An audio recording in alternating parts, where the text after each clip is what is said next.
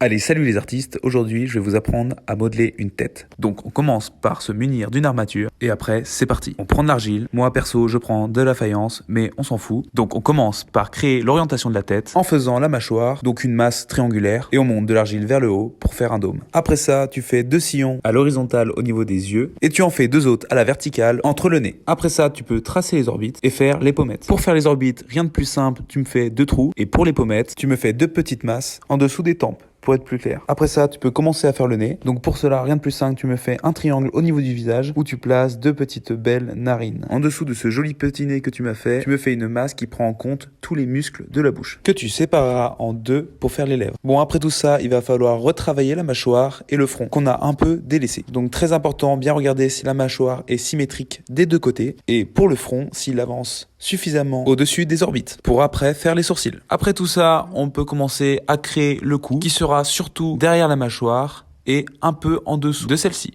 Après tout ça, on va pouvoir faire les oreilles, très important pour le visage quand même, elle ne pourra pas entendre. Blague de mauvais goût, je suis d'accord. Donc pour faire ses oreilles, on prend 2 morceaux de terre, un qu'on met au niveau des sourcils, un tout petit peu plus haut si la figure est droite, et l'autre au niveau du bout du nez. Si tu m'as pas fait un pif de 30 km de long, l'oreille devrait être bien proportionnée. Après, tu peux faire un trou dans celle-ci pour plus de réalisme. Quand tu m'as terminé tout ça, on pourra faire ensuite le crâne. Il commencera au niveau de l'aube de l'oreille. Pour que ton personnage ait des expressions différentes, à toi de varier le niveau des sourcils, celui du nez, de la bouche. Tu peux aussi creuser en dessous des pommettes pour faire plutôt une figure masculine. Pour une figure féminine, des lèvres plus pulpeuses, un nez plus fin et des sourcils moins proéminents et plus souvent taillés. Et bien sûr, le plus important, des pommettes pulpeuses. Donc ce petit tuto est terminé et surtout, abonne-toi. Allez, salut!